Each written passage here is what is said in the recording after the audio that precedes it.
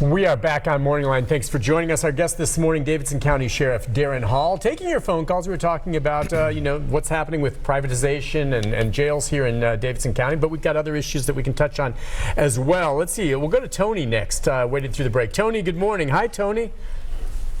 Good morning. Morning, Tony. What's on your mind? Yeah, I just wanted to switch it off and get Mr. Sheriff's opinion on something I was thinking about. Sure.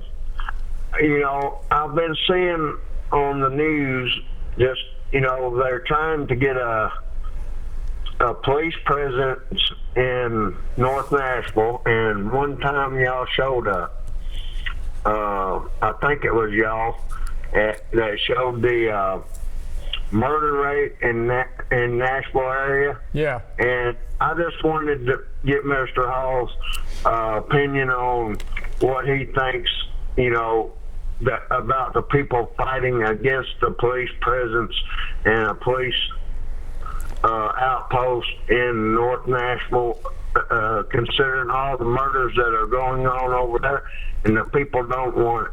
I just want to get his opinion on what he thinks about that. All right. That's a really good question.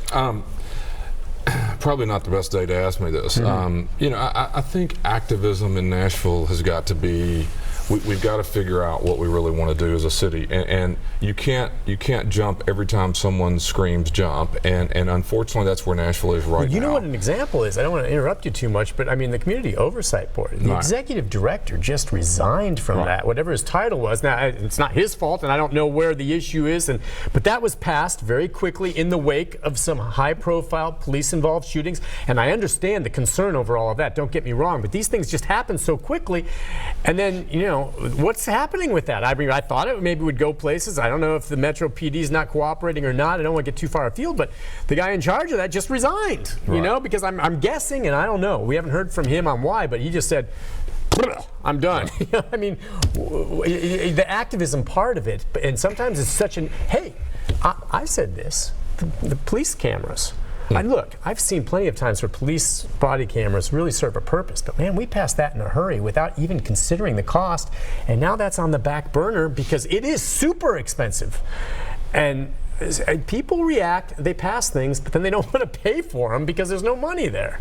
Right, and Tony was asking about police presence. Whether you want them or not, the sad part is you're not going to be able to afford them. You're not going to be able to afford them because of a lot of decisions are made in the way you're talking about. We have a $200 million building that should have been $100 million. That was done because of activism and a mayor at the time who wasn't willing to stand in the face of that and say, this is the right thing to do. Meaning that you felt it should have been, and a lot of people did, built out there in Harding instead of downtown. And so now people forget. $100 million more. People forget that part of our financial problems that we're talking about started back then, and all these decisions that you make. I mean, we were the same situation. We're out there in the wee hours of the night and late in the budget year. Mayor's office makes another change, which costs $2 million to leave a park open because people were upset about the park being closed. And the point of it is, when there's someone upset about a neighborhood getting more police or less police, that's important, and Tony's right on track. You don't need to worry about it. We're not going to have the money to do what you want to do anyway. I mean, this city cannot, in this decision today, okay, fine, you're against privatization, let's just take it over, let's end it. It's going to cost you $20 million potentially a year, and that's on the front end. But let's do the other way. What if the sheriff says he doesn't want to do it? He's not going to do it. Then the state has to come back, and the state says, I want all my land. These council members and these activists are going to have to go find a space for all these other activists, which the animal control folks, and you're going to have South Precinct, Fire Hall, and jails and parks and everything else. So, I mean, it could be a $250 million decision that was just made in the wee hours of the night. And so the council gets to vote on that, and we're all wondering why we don't have any money. Part of it is because we need to make sound decisions. Whether we agree with it philosophically or not, sometimes financially we've got to make decisions that aren't in the best interest. Freddie O'Connell, as a council member who I know is opposed to privatization, did it the right way. He studied it, he looked at it, we did all the work. He then says, as much as we need to do this, today is not the day to do it, this year is not the year to do it. We need to rebid the contract, get these buildings open, get the city's finances in a better place, and we would all say, is it time to go do it? Maybe it is at some point. It is not time to just hastily file a piece of legislation that does not allow the city the opportunity to study, which we've already done, and then make their decision. This is a deal that you file a bill, you try to get a lot of attention for it, you ram it through the council, and we wake up wondering where's our money. Let's go to Evan. Evan, good morning. Hi, Evan. Yes. Yesterday I was at my Section 8 high-rise and 2 deputy sheriffs were there. I asked if someone was being sued. They said no. I asked if someone was being evicted. They said no. We'd just like to come here and check on you. How is that not illegal profiling or violation of privacy? Yeah, they shouldn't be coming to check on you or anybody in particular. The court system has ordered us to be there, whatever they were doing. If you want to call the office, I surely will have someone look into that. We don't go looking for anyone, and quite frankly, we can't arrest you anyway, so there's no profiling.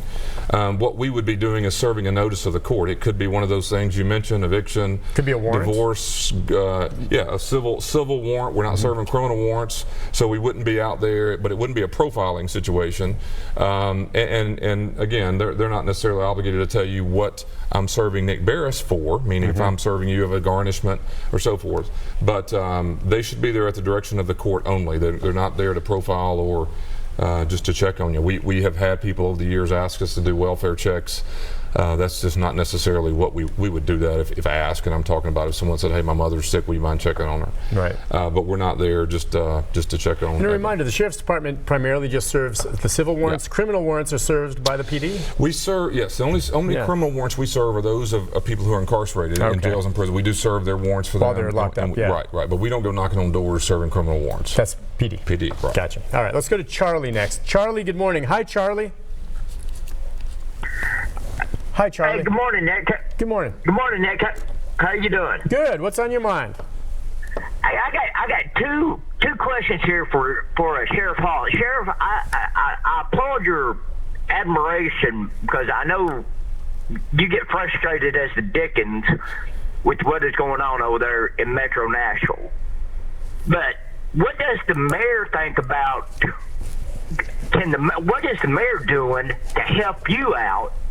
And what can the state do to help you out to give you more money to where you can have better equipment and get your men and women more money that they need? Because you guys go out and you guys are doing stuff for the courts. Well, he's right about that in terms of money. But also, I thought he was going to go toward maybe where the mayor maybe stands, if you even have a thought on that with regard to the privatization issue we've been talking about.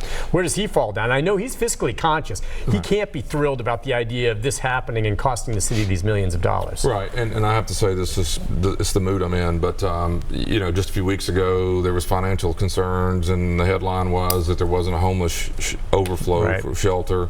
I so happened to be meeting with the mayor about something else, and I said to him, we have a 300-bed empty re-entry center where work release offenders used to stay. It's empty. It's built to house people, shower, clean, eat, food, beds. That's what it's for. It's what it's designed to do. And if you guys, as a mayor's office, need that, it's completely, we'd be happy to work with you. They did the right thing, in my opinion. They said, wow, we need a overflow in case the weather gets bad. So their team got with our folks, and we provided the overflow shelter. The same conversation we're having today. So the first night there were 50 people, the next night 80 people, the next night 120 people. Somewhere in there, activists in Nashville said we were incarcerating homeless people. And so you can understand where the frustration is. The mayor was trying to address an issue.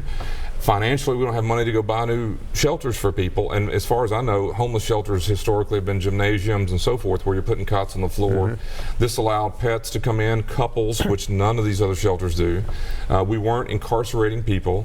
This building, the doors don't even lock when you go inside. It's not that. That's insane how that took on a life of people saying, that's crazy. Do people even bother to look into this? Yeah, no. And the activists that is just absurd. They're just wrong if that's the case. That's just not investigating. It's activism gone crazy. And if we're not going to sit there and take the facts, and look, I mean, we think the mayor's office at least was warning, and I said, look, we have a facility that's vacant. Metro's built the building. It's 12 years old. It has bunks, it has mattresses, it has showers.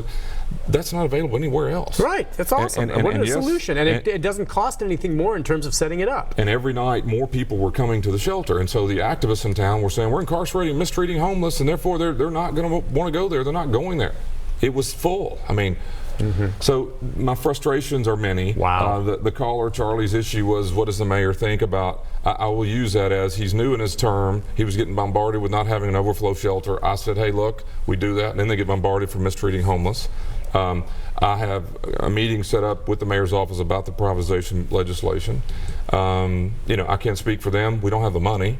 But I will say again, if the city wants us to run the facility at a better time in my time and the city's financial situation, I have no problem with that. We're not arguing to privatize right, no, you or make not. that clear. Right, but I understand. I'm adamantly opposed to the way and when this was done. And we studied it, spent the energy to do it the right way, came to a conclusion, not me, but the, if you will, the activists in that room. And now, a new mayor, and a few weeks later, and a new council member, and we got legislation, and we're spending an inordinate amount of time this week explaining all this instead of doing the work of the people. All right, let's take another call from Ronnie. Ronnie, good morning. Hi, Ronnie. Hey, good morning. He answered one of my questions. They need to give them a grant about the security cameras that the police use, and they need to make more homeless shelters, or just try to find them homes to where cheap houses they can stay in and give them a job at doing anything. Yeah. Hey, Ronnie, I'll tell you, and I'm not the mayor's office spokesman, and I'm not here to defend or whatever, but it's approved, funded, ready to go between your building, Nick, and mine, which is a couple blocks. There is a 120-bed homeless apartment building being built starting any day now. That was approved, I believe, by Mayor Briley, and then again endorsed by Mayor Cooper. So there is a home place for them to live right over here, just a few blocks from where we're sitting, that will be under construction soon. And I don't disagree. You need a place for people to go. Homeless problem is significant around town. And my frustration is not that this was the right long-term solution. We were asked if there was an overflow in the mission and other places. We weren't asked. I offered, if there's an overflow, you're welcome to use a building designed to house people. So I don't disagree with Ronnie. They need homes. There is an investment the city's making in building some right across the road. You've been in politics, if you will, because you have to run as a sheriff. I mean, and I see you sometimes when you get very upset with these types of things where there's misinformation or people not doing their homework. I mean, this isn't all that much different than things you see these things come up, do they not? I mean, you've been sheriff for a while now, and I know every time one of these comes along, you get very upset with it. But I mean, can you just call them out sometimes? The fact that, and I didn't see this part of it, mere fact that you're offering this shelter and then people are saying you're incarcerating the homeless. What kind of idiot, and that's what they were, is calling that out? I mean, that's just awful, and that might even deter some who could have benefited from this from going because they think they're going to be locked up by you. Well, I mean, how do you not call them flat out? So some other networks here in town came and asked us some of these questions, and so that was their social media blowing up about it. You're locking down. One of the reporters for the local paper here wrote the very first night, what a great solution, locking them in a jail. And I wrote back, I don't hardly ever do this on Twitter, God forbid, and I wrote, this is exactly why people don't want to help.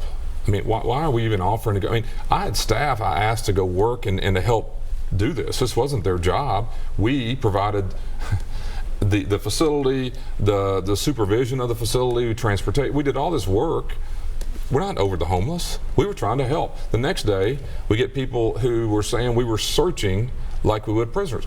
We're doing, when someone walks in a building, we're searching to make sure they have what they need, and if there's anything that we need to take off their medications, what they want. We're not incarcerating people. They weren't coming there as inmates. Right, and we never said, and again, everyone said it was, the next day it doubled, the next day every day there was, and people knew by then what was going on. So the point is, I've given up on people's interest in the facts. If it doesn't support their position, it's really not That's worthy. The sad state of reality this country in many ways is in right now, but things will come around. Listen, we've got to take a break on that note. When we come back, we've got more to talk about, including the last minute toy store. You guys are involved in that? We need to touch on that again. Is that cool? Which is a real positive thing. That'll put a smile on your face. Listen, we'll be back with more in our final segment with the Sheriff right after this.